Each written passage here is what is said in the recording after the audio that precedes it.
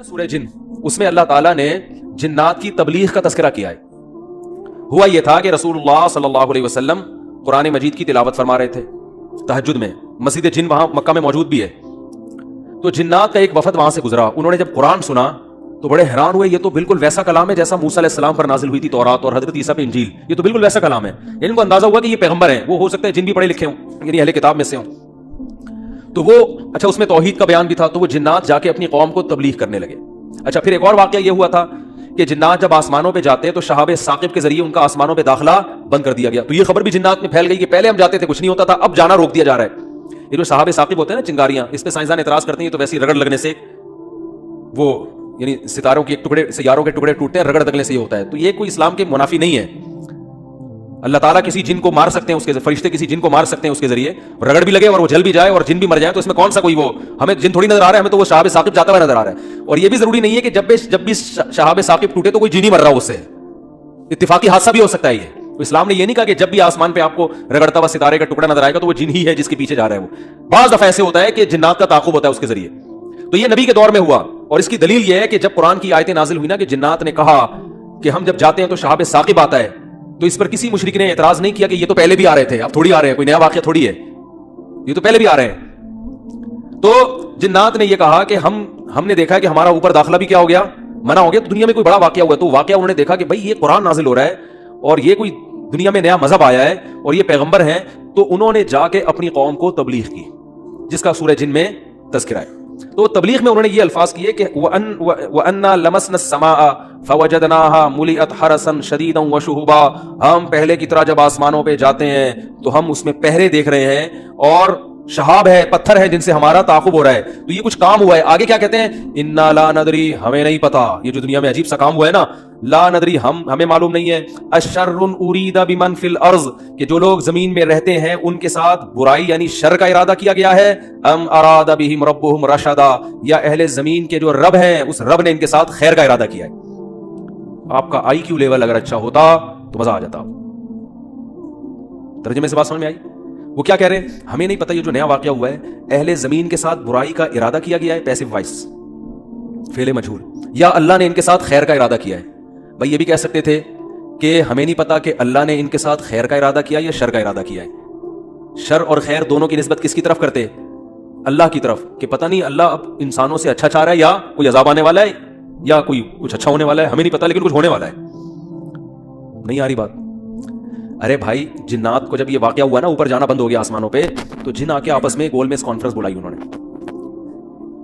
نے بولا کہ بھائی کچھ کام عجیب سا ہو رہا ہے, کچھ ہو رہا ہے, یا تو کوئی بہت اچھا ہوگا یا کچھ برا ہو رہا ہے.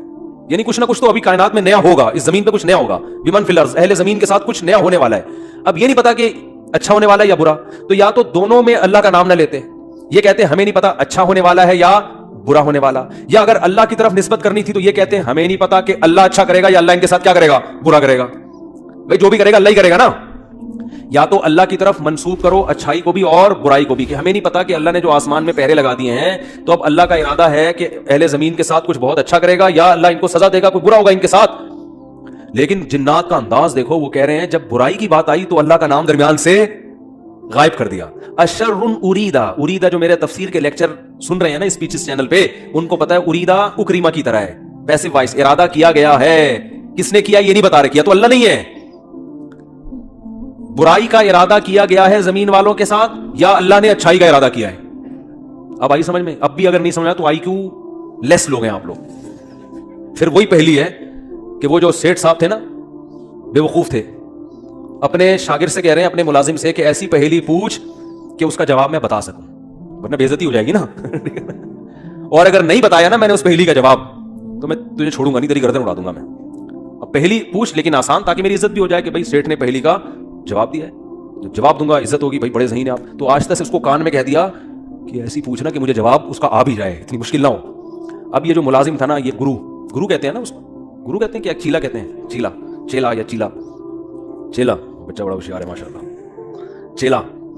تو وہ چیلا اب سوچنے لگا کہ یار ایسی پہلی پوچھو کہ بہت آسان ہو. اب اس نے پہلی سوچ کے آیا. سرائکی میں یہ لطیفہ ہے اصل میں, دیکھو ہک چانٹ مرے سا سدھا تھیا ویسے, یہ میں نے ایک لفظ سیکھا ہے سرائکی کا. اب کسی کا مطلب نہ پوچھنا, وہ چماٹ لگا دے گا آپ کو کھینچ کے.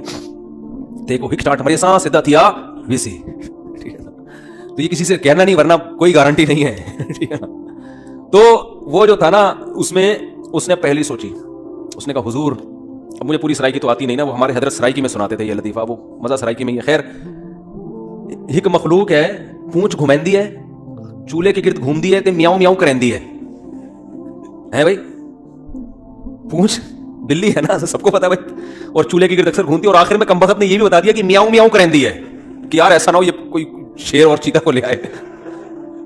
अब ये खोपड़ी इसकी काम नहीं कर रही ना, IQ। अब ये घंटा बैठ के सोच के कहता है यार किस्म से, कह रहे कुकेड़ मुर्गा ना। अब ये जो चेला था ना, इसने बोला अगर मैंने बोल दिया ना कि ये गलत है तो मेरी तो ऐसी की तैसी। और ये था डेढ़ होशियार।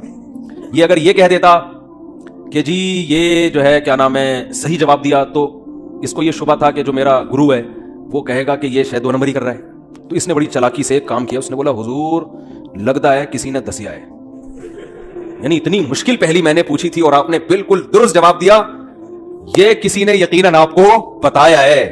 तो जवाब कहते हैं नहीं, अक्ल की दौड़ है।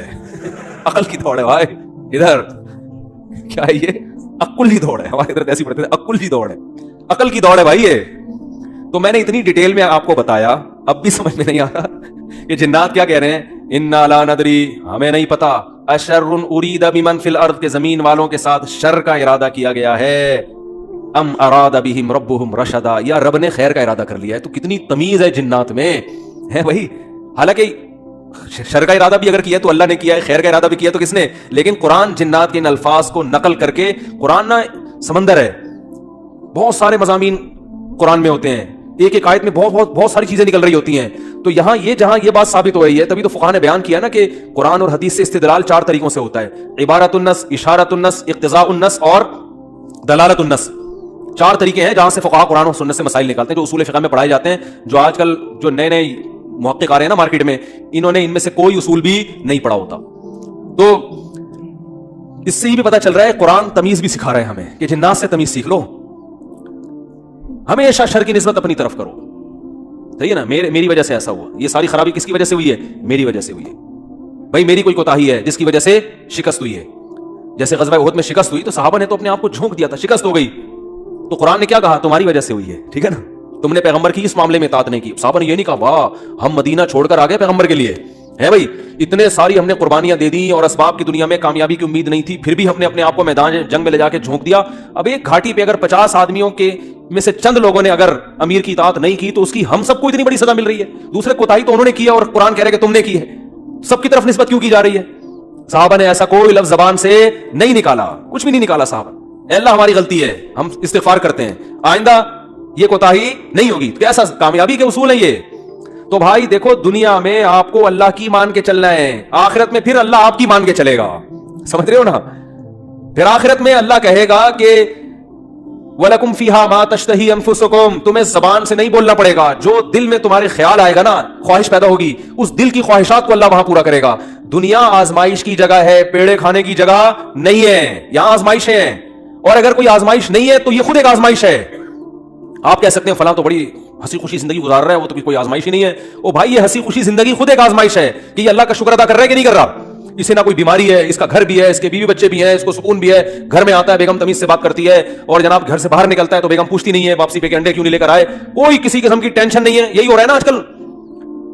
और जनाब अब्बा भी ठीक है, अम्मा भी ठीक है, मुल्क की हालात भी ठीक है, बेरोजगारी भी नहीं है, बल्कि वालिदैन को गालियां देने की भी जरूरत नहीं है, लाइट भी नहीं जा रही है, पंखा भी चल रहा है, बटन दबाओ पंखा चलता है। जैसे ऑस्ट्रेलिया में तो यही होता है, बटन दबाते थे पंखा चल जाता था। वहां पे मैं हैरान होता था, यार हम तो देखते हैं ट्राई करके, चला कि नहीं चला, ऐसे ही होता है ना।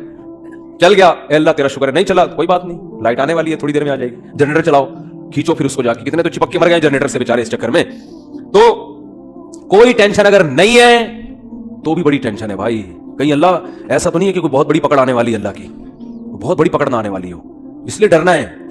तभी कहते हैं ना अल ईमान बैनल खौफि वर रजा, खौफ और उम्मीद के दरमियान है ईमान। अल्लाह की नेमतों पे खुश भी होना है लेकिन खौफ के साथ, इतराना नहीं है, खौफ के साथ। यार अल्लाह ने मुझे गाड़ी भी दे दी, घर भी दे दिया, बीवी बच्चे भी दे दिए, रोजगार भी अच्छा है, सेहत भी अच्छी है, सब कुछ ही मुझे मिल गया, तो कहीं ये इस्तिदराज ना हो, अल्लाह की तरफ से ढील ना हो, क्योंकि फिरौन को भी सब कुछ मिल गया था, صحابہ میں تو ایسا بھی ہوتا تھا جب ان کے سامنے اچھے مرغن کھانے آتے رونا شروع کر دیتے. کہیں ایسا تو نہیں ہے کہ ہم نے نبی کا جو ساتھ دیا تو اللہ تعالیٰ نے ہمیں ہمارے اعمال کا بدلہ کہیں دنیا میں ہی تو نہیں دے دیا, ایسا تو نہیں آخرت میں نہیں ملے گا, اس سے ڈر جاتے تھے وہ. اور آج ہماری حال دیکھو, ہماری حالت دیکھو, خوشی ملتی ہے تو اترانے لگتے ہیں, دوسروں کو نیچا دکھانے لگتے ہیں, اور ایسے سمجھتے ہیں ہم سے بڑا فنٹر دنیا میں کوئی ہے ہی نہیں, اور اعمال کس سے پیچھے ہٹ جاتے ہیں. خوشی ملی ہے نا تو اعمال سے کیا ہو جاتے ہیں پیچھے, اور غم ہوتا ہے تو واویلا کرنا شروع کر دیتے ہیں. جیسے قرآن نے کہا ان الانسان خلق ہلوعا اذا مسہ الشر جزوعا واذا مسہ الخیر منوعا, کہ انسان کو جب شر پہنچتا ہے جزوعا جزا فضا شروع کر دیتا ہے, واویلا, ہائے میرے رب نے یہ کر دیا, ہائے میرے اللہ نے یہ کر دیا میرے ساتھ, میں ہی ملا تھا ٹینشن دینے کے لیے. اور جب خوشیاں ملتی ہیں منوعا, اللہ فرماتے ہیں کنجوس بن جاتا ہے, میرا مال میں خرچ نہیں کروں گا, میں غریبوں کا خیال نہیں کروں گا, میرا پیسہ ہے, میری محنت ہے. تو کہیں الا المصلین فرمایا کچھ لوگ ہیں جو معتدل ہوتے ہیں کہ جب غم پہنچتا ہے تو صبر کرتے ہیں, خوشی پہنچتی ہے تو اللہ کی اطاعت میں اور زیادہ بڑھ جاتے ہیں. اور وہ کون لوگ ہیں؟ الا المصلین الذین هم علی صلاتهم دائمون, وہ نمازی جو اپنی نمازوں کی حفاظت کرتے ہیں. اور والذین هم من عذاب ربهم مشفقون, آخرت کا سوچ سوچ کے ڈرتے رہتے ہیں. لفروجہم حافظون, اپنی شرمگاہوں کی حفاظت کرتے ہیں. الا علی ازواجہم او ما ملکت ایمانہم, سوائے اپنی بیویوں کے کسی اور کے پاس نہیں جاتے. لاماناتہم وعہدہم راعون, اپنے ایگریمنٹ کے پابند ہوتے ہیں, کسی کو زبان دے کے پیچھے نہیں ہٹتے معاہدوں کے. تو اللہ نے جو خوف دن کے دل میں نا ان کی یہ صفات بیان کی ہیں, فرمایا یہ نارمل لوگ ہوتے ہیں. یہ کیا ہوتے ہیں؟ نارمل. آج کسی نے بتایا کہ وہاں ایک افغانی آئے ہوئے تھے, وہ کہنے لگے کہ ہم نے وہاں امریکیوں کو دیکھا ہے کہ جب ان کی لڑائی ہوتی تھی نا وہاں افغانستان میں, تو ادھر افغانی جب شہید ہوتے ہیں تو ان کے دوسرے جو بھائی ہیں نا وہ صبر کرتے ہیں, بھائی شہید ہو گئے, اللہ تعالیٰ اس کے درجات بلند کرے. انہوں نے کہا کہ جب کوئی امریکی قتل ہوتا ہے تو چیخ چیخ کے رو رہے ہوتے ہیں فوجی. تو یہ ایک اسلام کا ایک صاف نظر آتا ہے کہ مسلمان غم کیسے جھیلتا ہے, اور جس کا آخرت پر ایمان نہیں ہے. حالانکہ ان کی فوج میں موٹیویشنل اسپیکر بہت ہوتے ہیں جو ان کو موٹیویٹ کرتے رہتے ہیں ملک, لیکن وہ کہتے ہیں ذرا سا زخم ہوتا ہے ایسا چیختے ہیں. ہمارے ہاں بچے بھی ایسے نہیں روتے جیسے فوجی رو رہے ہوتے ہیں, ایسا چیخ رہے ہوتے ہیں اور ایسا ایک دوسرے کے گلے مل رہے ہوتے ہیں, یار تیری ٹانگ ٹوٹ گئی, ہاں ہاں وہ.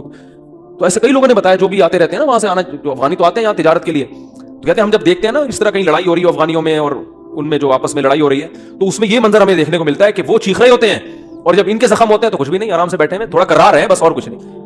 یہی حال میتوں پہ بھی ہے. آپ دیکھ لو, دیندار اگر واقعی دیندار ہے وہ میت پہ چیخو پکار